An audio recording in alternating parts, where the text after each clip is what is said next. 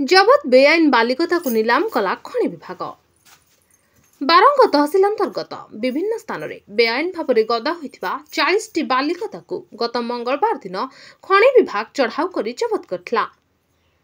सरकारी नियम अनुଯାयी शुक्रवार अपराह्न खनि विभाग बारंग आरआई और बारंग थाना पुलिस सहायता सरकारी जगार गदा होता 10 बालिकता को प्राय 15 लाख टंका नीलाम कर जनापड़ी।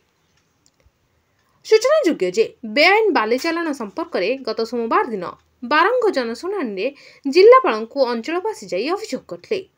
अभियोग हेबार 24 घंटा मध्य प्रशासन बेआईन बालिकता उपरे कार्यानुष्ठान ग्रहण करथिला। कटकरू मानस कुमार साहू को रिपोर्ट, मणिभद्रा खबर। आपण मानकर स्नेह श्रद्धा एवं भल पाइबा को पाथेय करी मणिभद्रा खबर यूट्यूब फेसबुक एवं पोर्टाल ले तार सफलता बजाय रखिछि।